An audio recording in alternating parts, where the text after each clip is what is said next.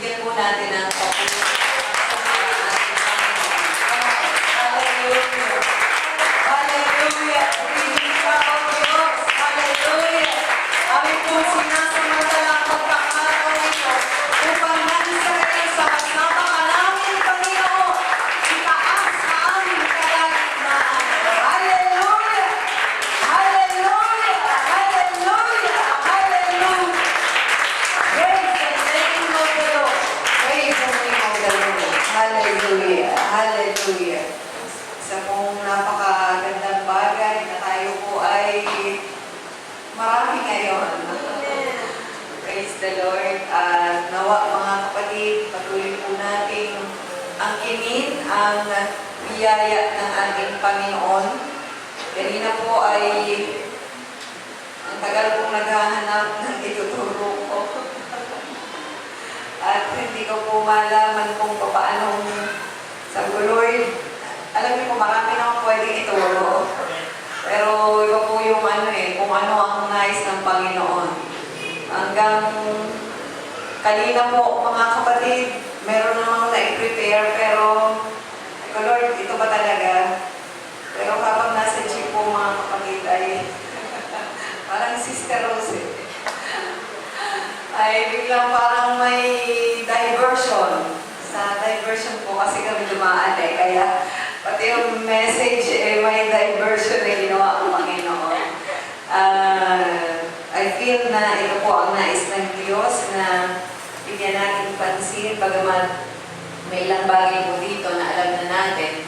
Subalit, hayaan po natin na ang Diyos ang personal na mangusap sa bawat isa sa atin. Amen? Praise the Lord. Manalangin muna po tayo sa ating Panginoon. Dakilang Diyos na makapangyarihan sa lahat. Nagpapasalamat po kami, Panginoon, sa iyo pong patuloy na pangunguna sa aming buhay. Pagaman iba't ibang bagay ang dumarating, may mga pagsubok at kabigatan, may mga bagay na hindi inaasahan ng Panginoon. Subalit, nariyan ka na nagbibigay ng tapang, ng kapangyarihan, ng lubusang pag-asa na ikaw ang bahala sa lahat ng mga bagay. Kaya narito po kami, Panginoon, lubusang ipinagkakatiwala ang lahat ng mga bagay sa iyo pong mga kamay. Lord Jesus, amin din po, Panginoon, idinudulog sa iyo, Panginoon, ang special prayer para po kay Sister Deca sa kanyang pong special na araw ngayon, sa kanyang pong kaarawan. Dalangin namin, O Diyos, na patuloy mo siyang lukuban ng iyong kapangyarihan. Maraming salamat sa iyo pong pagpapalang ipinagkakaloob sa kanya, sa pagbibigay mo sa kanya lagi ng proteksyon at lubusang pag-iisa mabuting halimbawa at saksi ng iyong salita. Dalangin namin, O Diyos, na lubusan mo po siyang pagpapalain at gagamitin, Panginoon, makapangyarihan para po sa iyo pong gawain upang maipahayag ang iyong salita at maipahagi sa mga ibang taong naghahanap ng katotohanan. Ngayon din po, we pray for Sister Yemes, Panginoon, sa kanya pong nararamdamang pananakit, sa kanya pong yan, sa kanyang sigmura, O Diyos, ito magbigay sa kanya, Panginoon, ang kaginhawahan at kagaling nagmumula sa iyo. Alam namin, O Diyos, kahit mga simpleng karamdaman, ay hindi namin dapat, Panginoon, hindi kami dapat mangimik na ilapit sa iyo sapagkat alam namin ikaw ang Diyos ng kagalingan. Kaya Lord Jesus, pagkaloob mo sa Kanya, O Diyos, ang kaginawan, kagalingan nagmumula sa iyo, sa pangalan mo, Panginoong Jesucristo. At ang bawat isa sa amin dito na mayroon pong mga personal, mga pampamilya, Panginoon, na pangangailangan, narito po kami, O Diyos, at ganang Panginoon, na inaangkin ang kasagutan at kasagumpay, ang pagpapalang nagmumula sa iyo. Alam namin, O Diyos, kung iaasa namin sa iyo ang lahat ng bagay, nandun po hindi ka bibigo, Panginoon, sa aming pong mga kahilingan. As long, O Lord God, na ikaw ang siyang aming pananampalatayaan at pagtitiwalaan sa aming pong buhay. Maraming pong salamat sa pagtotoo ng iyong mga anak. Maraming salamat, O Diyos, na patuloy kang kumikilos na makapangyarihan sa buhay ng bawat isa. And Lord Jesus, yamang ikaw ay makapangyarihan, Panginoon, na gumagawa sa aming buhay. Alam namin patuloy ka, Panginoon,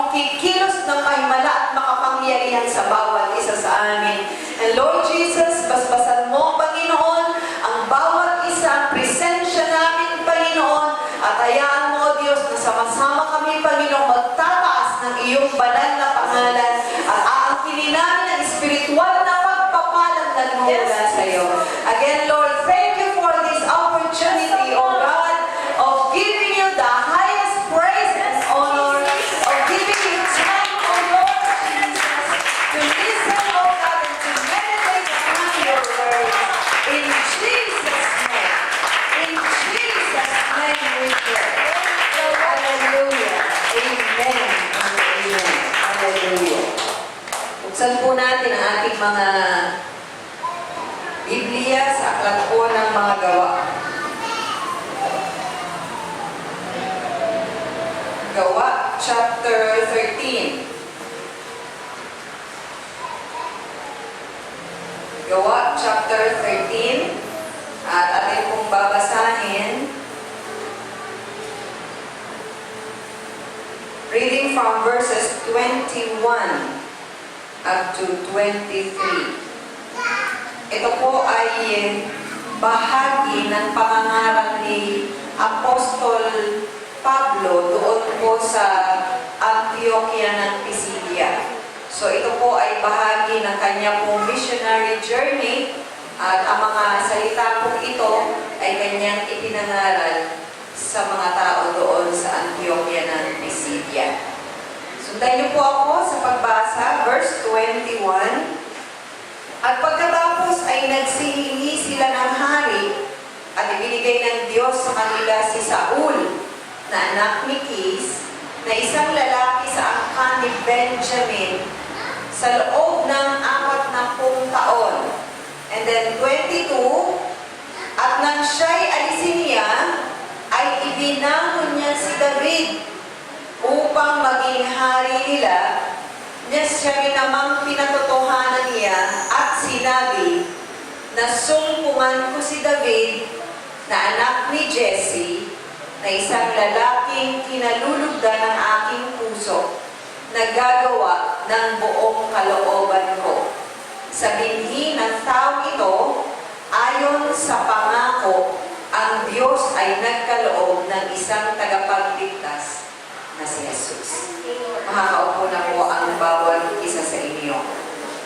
Mari pong narinig na natin ang titulo sa mensahe, especially during our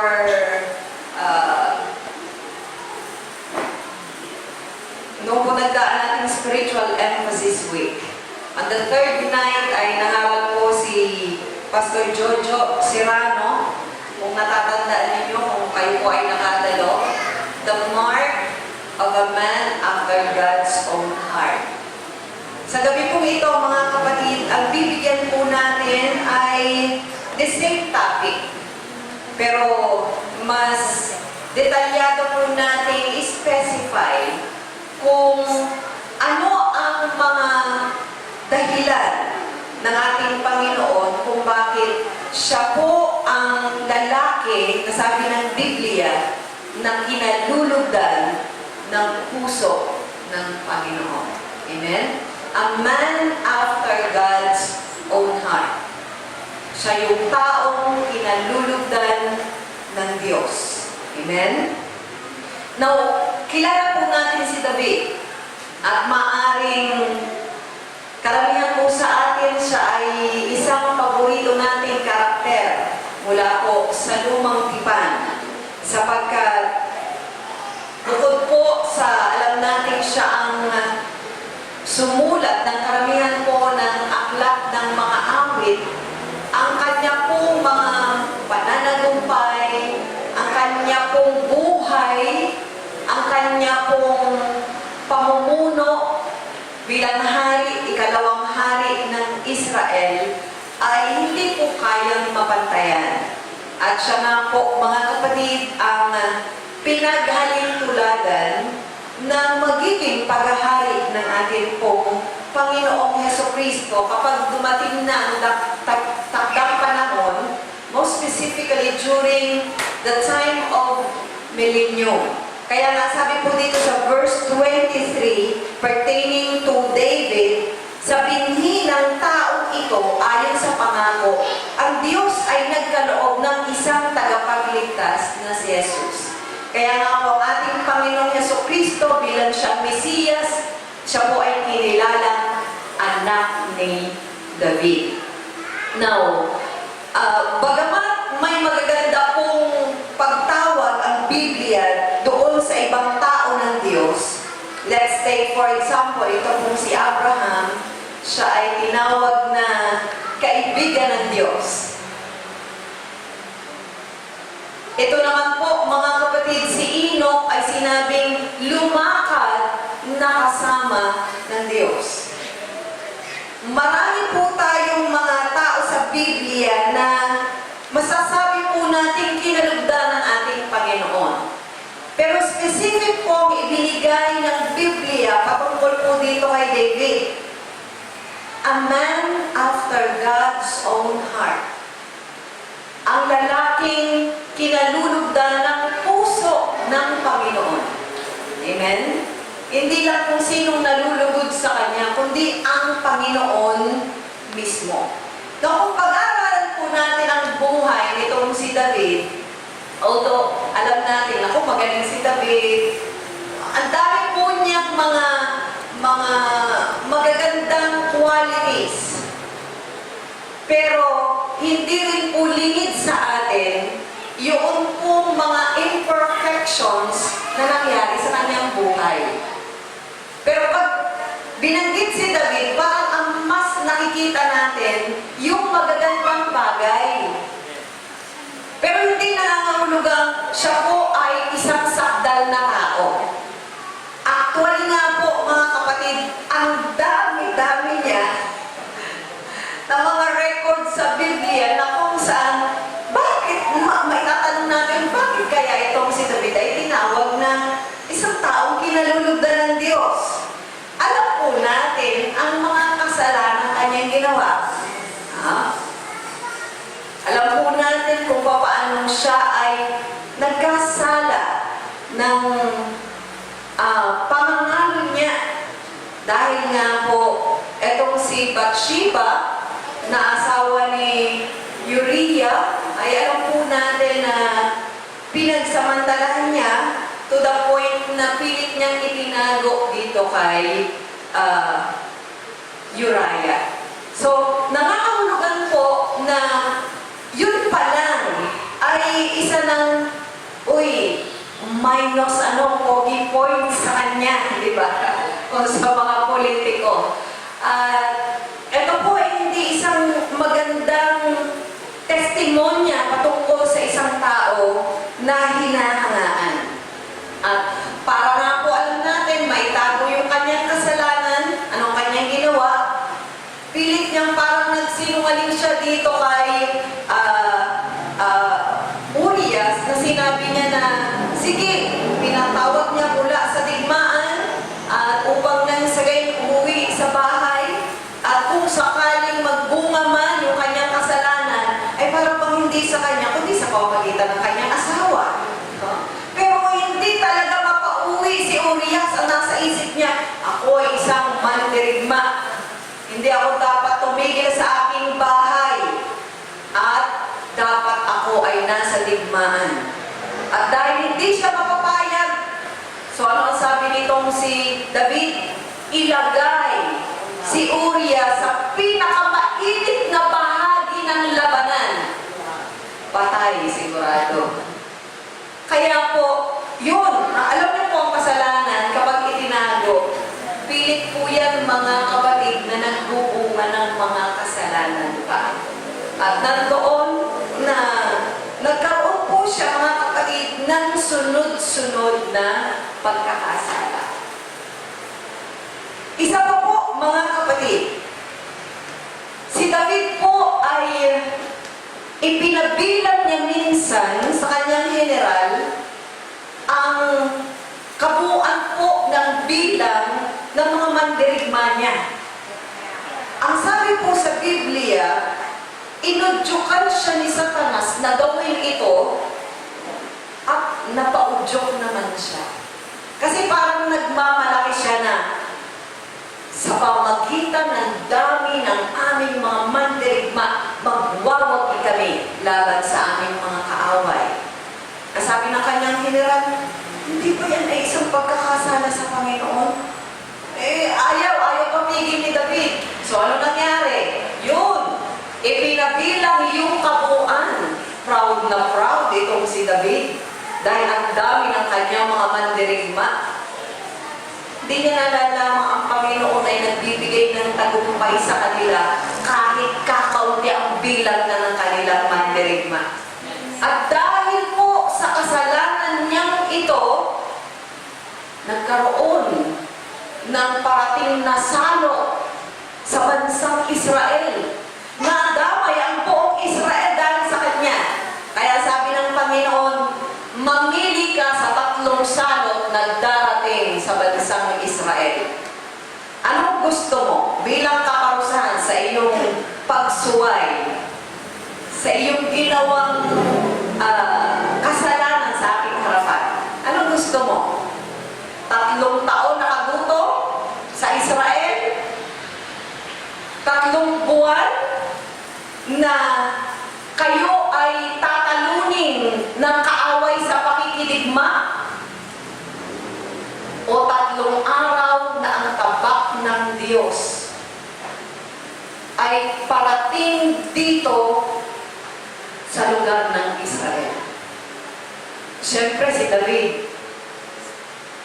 nag-isip siya, teka, yung pinakakaunti na lang. Matagal na 3 taon. Matagal din sa digmaan ng 3 buwan. Pinakamabilis ang 3 araw. Still, because of that, 70,000 men died because of David's wrong census taking. Ganun katindi. Kaya masasabihin natin, ano ba itong si David? A man after God's own heart. Kung hahalungkayin mo ang kanyang buhay, ang dami palang nakatago na sabihin natin mga nakakahiyang bagay. Isa pa po, mga kapatid, siya po ay isang passive father. Alam po natin, noon naman kasi allowed yung maraming asawa eh. Although hindi ito allowed ng Diyos. Pero sa costumbre nila, ito ay ina-allow. Kaya syempre, marami din siyang anak. Yung po kanyang mga anak, mga kapatid, ay sari-sari ang mga pinasok ng mga iba-ibang klaseng nakakahiyang mga sitwasyon. Ito po mga kapatid, si Absalom, may kapatid, anak po niya si Absalom, si Tamar. And then meron po siyang anak pa sa isa na si Amnon. Itong si Amnon, nagkagusto dito kay Tamar, inano po niya, hinalay niya. Ito naman si Absalom ay nagalit. Dumating ang point, naghintay ng taon, nandoon po, pinagpatay na naman niya ito si Amnon. Kagulo po ang pamilya nito pong si David. Aside from that, ito pong si Adonijah na kanyang anak, na dapat si Solomon ang uupo. Naku, naghahari-harian naman Samuel. Gusto ni Adonijah siya ang sunod na hari. Alam niyo po, talagang tapos parang hindi marunong siyang magsaway kung ano paman.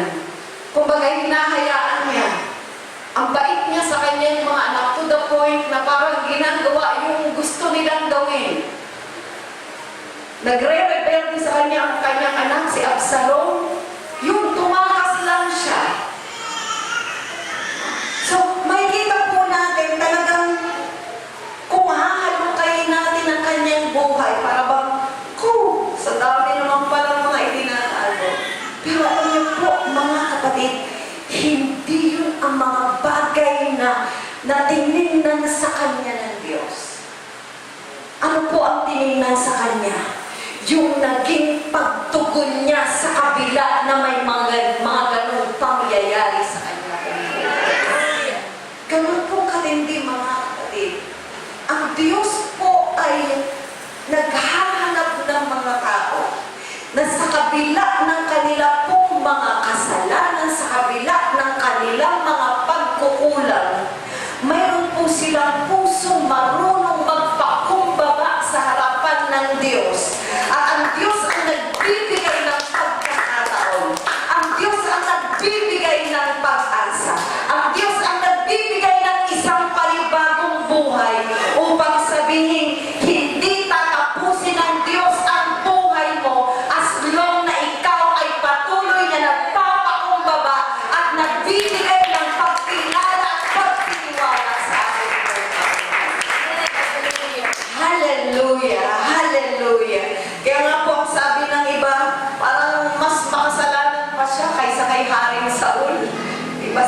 sa uli, naghandog lang naman siya ng ng hain.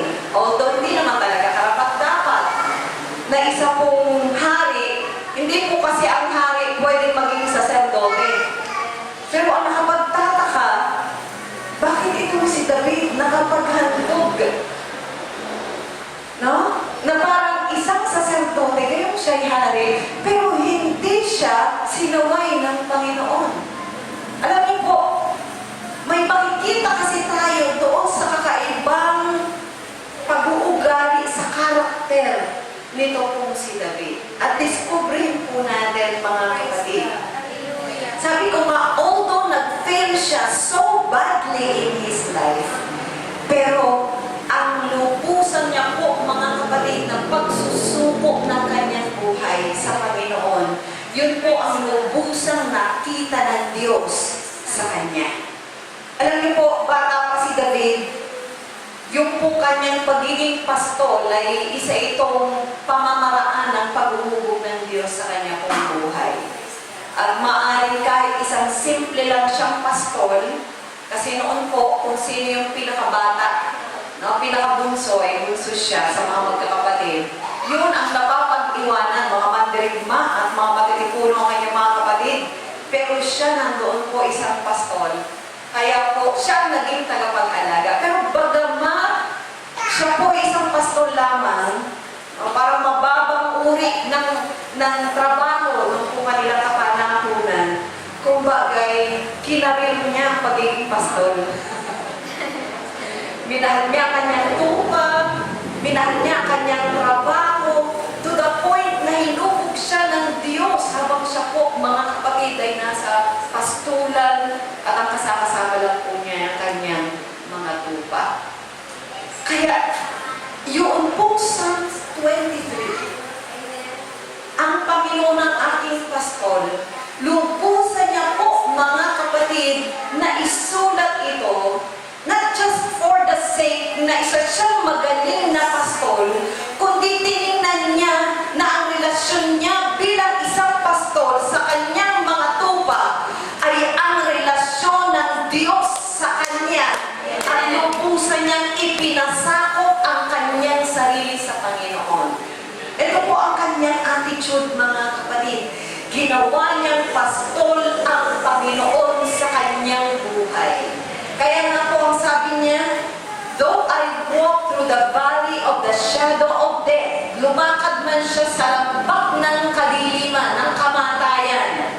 Pero ang sabi niya, I will fear no evil, for Lord, you are with me. Very dependent siya sa Panginoon.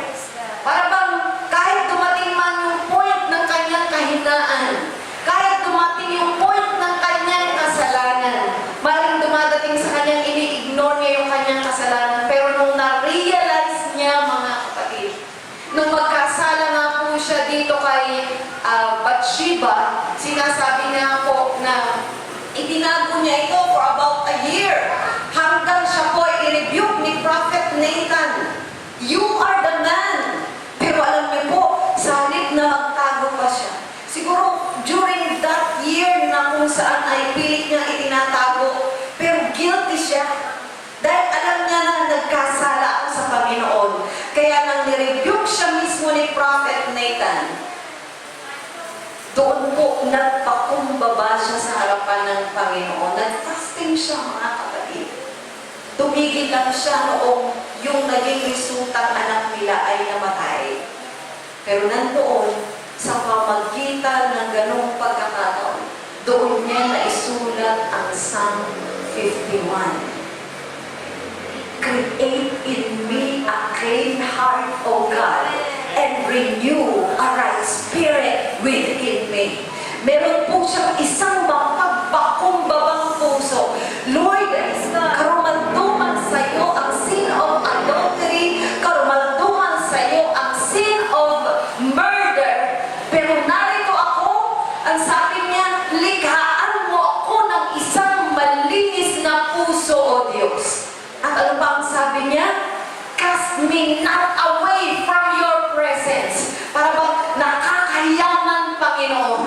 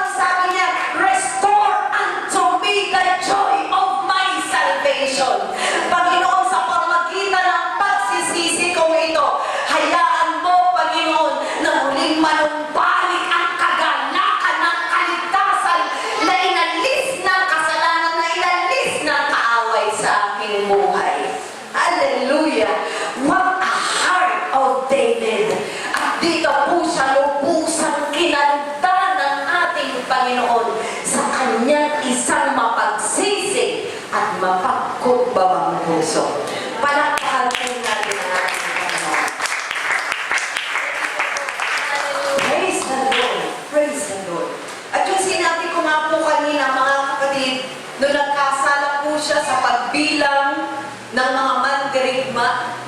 Nandoon, nang dumating na nga yung salok, 70,000 Israelites were killed by the anger of the Lord. Ano po ang nangyari, mga kapatid? Kanya po, mga kapatid, ninais na magtayo ng altar upang sumamba sa Panginoon. Lord, gusto kong magpakumbaba sa iyong harapan. Nagmalaki ako, parang tinanggap niya eh. Lord, mali talaga ang ginawa ko, pero nagpumilit pa rin ako. Pero narito ako ngayon, nais ko mag-alay sa iyo. Upang nang sa gayon, ikaw muling bumalik ang iyong presensya sa akin. At ang pinili po niya, mga kapatid, ay yung threshing floor of Arauna. At doon po, mga kapatid, ang sabi niya, bibilihin ko ang giikang ito. At binibili niya kay Arauna, sabi ni Arauna, mahal na mahal, ibibigay ko na lang sa iyo. Pero ano ang sabi niya? I will not offer anything that costs me nothing. Nagkasala ako sa Panginoon. Ayaw kong magbabalik ako sa Kanya ng pagbabayad o panunumbalik sa Kanya na wala akong anumang halaga na ibabayad. Bibilihin ko magkano man itong giikang ito. Binili niya. Noon po, mga kapatid, pag nag-aalok yung mga nagbibili, dinodoble nila ang presyo. Ang sabi po ng mga Bible scholars. Para kung halimbawa ay kalahati man ang itawad, maibibigay ka rin nila. But in David's case, hindi siya tumawad. Kung ano yung unang halagang ibinigay sa kanya, kinuha niya at binayaran niya ng buong buo. At doon siya nagtayo ng altar at inihandog niya ang kanyang alay sa Panginoon bilang tanda ng kanyang pagsisisi at pagpapakumbaba sa kanyang harapan. At alam niyo, mga kapatid, that site, the threshing floor of Arauna, became the temple site built by Solomon. Yun po pinagtayuan ni Solomon ng templo. Isang marangal na templo dahil hindi nga siya pinayagan ng Panginoon na siya ang magtayo ng templo na nais niyang maging bahay ng presensya ng Diyos. Anong ibig kong sabihin? Binabalik ng Diyos, mga kapatid, yung inalis sa Kanya ng kaaway. Amen? Doon po, mga kapatid, balik tayo kay Bathsheba. Nagkasala siya, pero isinaayos niya, nagsisi siya sa harapan ng Panginoon. Yung isa sa naging anak ni Bathsheba, walang iba kundi si Solomon, ang siyang naging kasunod na hari ng bansang Israel. Tingnan niyo ang Panginoon kung lumimot sa kasalanan ng isang tao. Kung paano niya takpan, mga kapatid, ang ating mga pagkakasala. Kung tayo lamang ay may puso nagpapakumbaba at nagsisisi sa Kanya. Hallelujah! Hallelujah! Hallelujah! Kaya baliktarin ng Diyos ang mga pangit na bagay sa ating buhay. Kaya niyang bigyan tayo ng isang magandang bukas, ng isang magandang buhay. Kung ang lahat ng mga nagdaan sa atin ay hindi magpapagupo sa atin na para bang, dito na ako bumagsak, sige nga, diretso ko na ito, magpakalubog na ako sa kumunoy, kung dito rin lang ako, parang unti-unting inuhigop. Hindi, mga kapatid, iba si David, nais niyang umahon, nais niyang magbagong buhay, nais niyang asahan pa rin ang Panginoon sapagkat alam niyang kung hindi ang Diyos ang kanyang aasahan, wala na siyang kapag-asa sa kanya. Hallelujah! Hallelujah! Kaya, mga kapatid, isang magandang bagay na ito pong si David ay maging halimbawa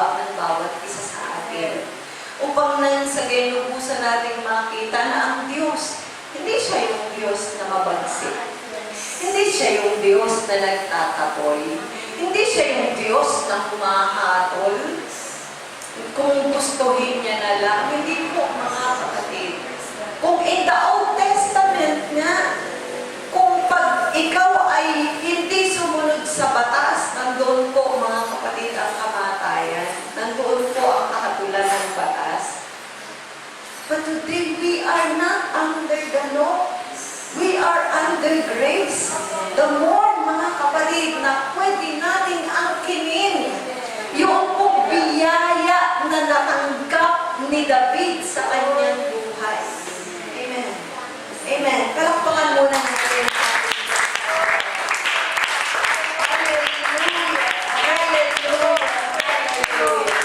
Kaya makikita po natin ang absolute dependency of David on the Lord.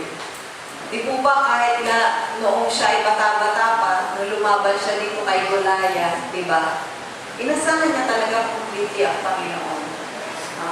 Na ipinasusuot sa kanya ni Solomon, yung pong armor, pero nandun ako, malaki, lalo siyang matatalo. Ang inasahan niya ay ang kapangyarihan ng Diyos. Amen. Sinong paslit niya naman? Lalaban na meron lang 5 bato sa kanyang bulsa at may paltik. Ang kalaban mo ay isang higante. Sabi nga ay mga 9 to 10 feet. Ang taas nito kung si Goliath. And then, hindi po siya natakot mga kapatid. Kasi yung complete na pag-asa niya sa Panginoon. No? Para bang pumaparito ako sa pangalan ng Diyos ng Israel. Di ako pumaparito dahil sa kapangyarihan ko, dahil wala talaga. No? Ang nakita niya ay kung paano nagbigay ng proteksyon ng Diyos sa kanya doon sa pastulan, na kung paano kanyang natalo ang leon at ang oso. Nakita niya na ang pag-iingat ng Diyos ay sumakanya. Hindi bilang isang magaling na tagapagtanggol o animoy isang mandirigma na siya kahit siya isang pastor. Hindi yun ang kanyang inasahan. Ang inasahan niya ay ang kapangyarihan ng ating Diyos. Praise the Lord. Praise the Lord. Praise the Lord.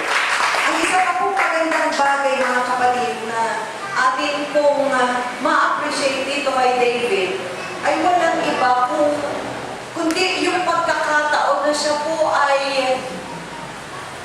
hindi nagbigay ng anumang paghihiganti laban dito kay Haring Saul. Alam natin si Haring Saul, nung bandang huli na ng kanyang mga taon ng paghahari, masyado lang nagselos kay David. Kasi ginawa niya itong si David na isa sa namumuno sa kanyang mga mandirigma. Ay, grabe ang ang sabi ng mga awit, si Saul ay pumatay ng 1,000, pero si David ay 10,000. No? Yan. Nako, lubusan ng teka, mas kinikilala na si David, teka. Hanggang nandun po, alam natin na kanyang pinana itong si David at buti nakaiwas. Sapagkat ang masamang espiritu na nga umapasok dito kay Haring Saul. Pilit siyang hinahabol at may mga pagkakataon na kung saan kaya na sanang patayin itong si David, si Haring Saul. May mga pagkakataon na kung nakapasok sila sa kuweba, tulog na tulog ang hari. Ha? Sabi ng kanyang kasama, dito, David, ang mahal na hari, tulog na tulog ko. Kaya mo na siyang patayin. Nasa iyo na siyang mga kamay. Pero anong sabi nitong si David?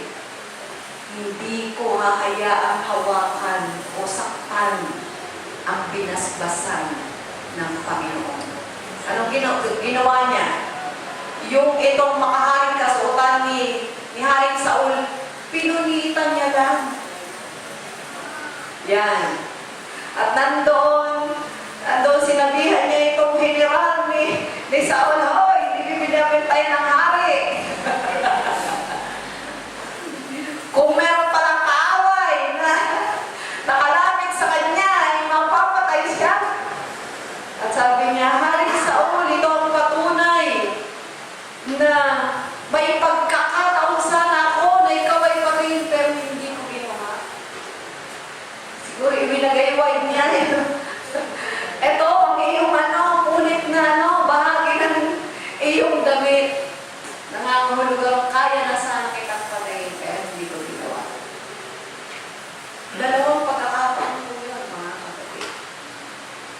hanggang nung huli nga, umuwi na itong si Saul.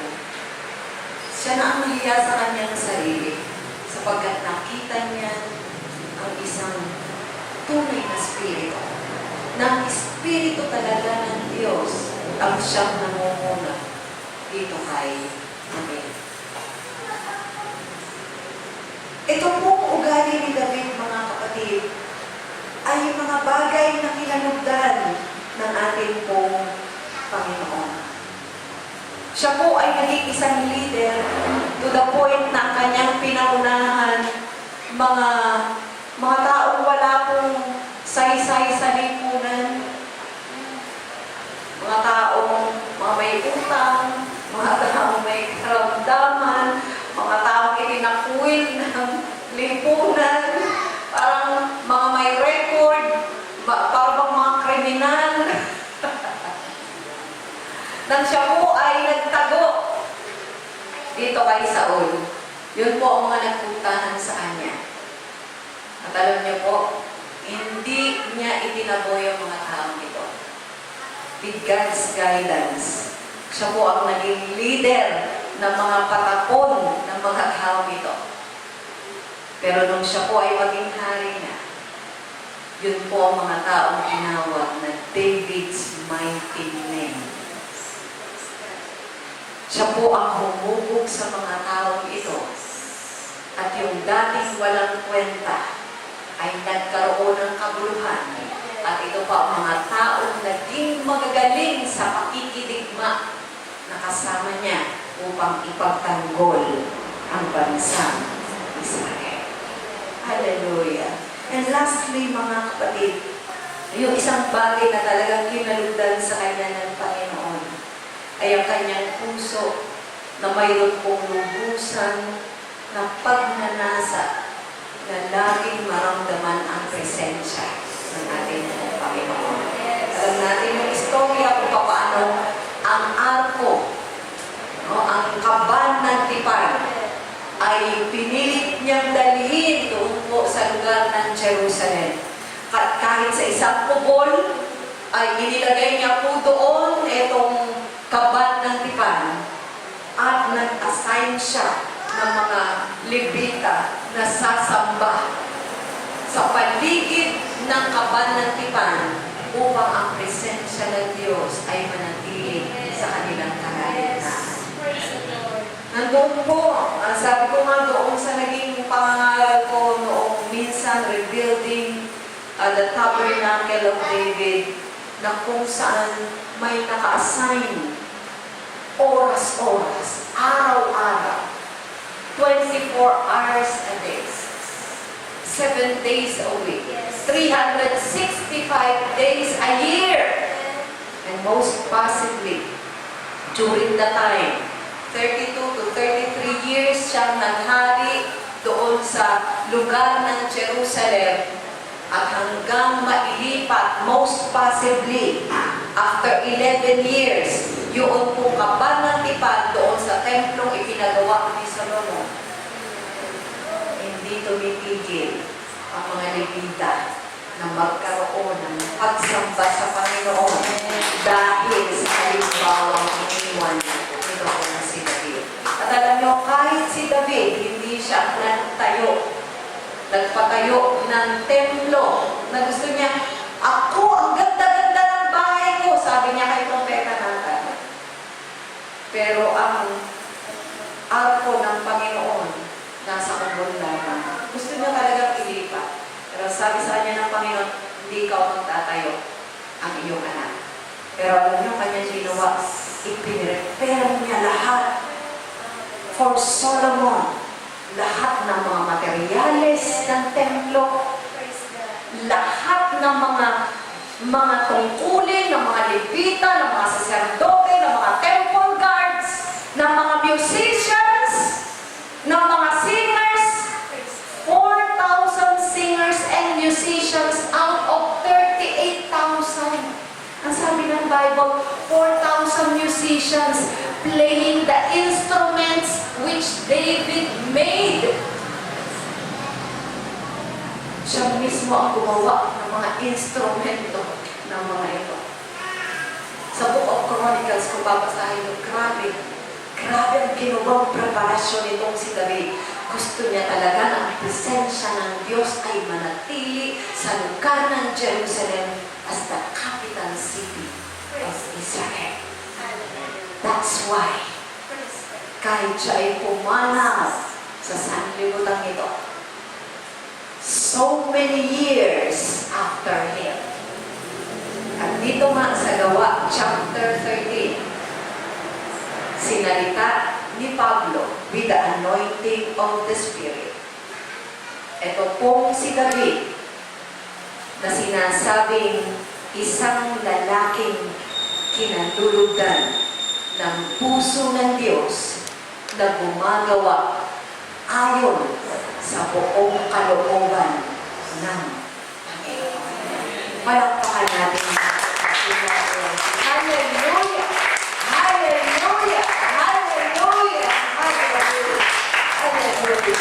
Hindi mo ang bawat isa ay natayo. Praise the Lord. Praise the Lord. Inuulit ko, walang kasakdalan, walang kaperpektuhan sa buhay nito. Ang dami niyang mga kasalanan, mga ginagawa.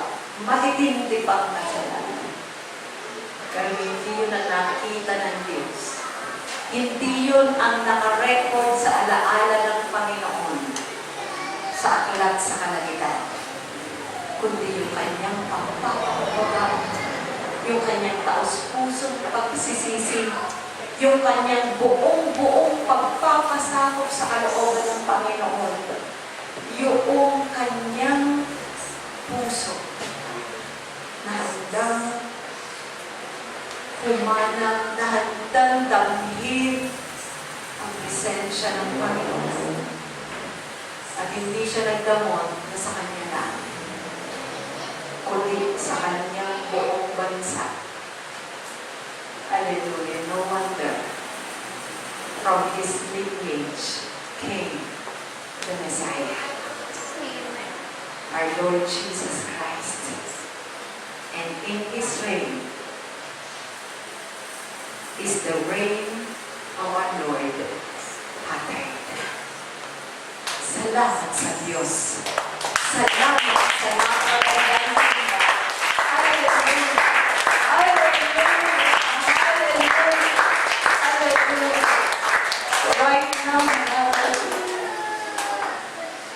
let us ask the Lord to give us also a heart like David, a kind of absolute dependence on God like David, a kind of humble and repentant spirit like David.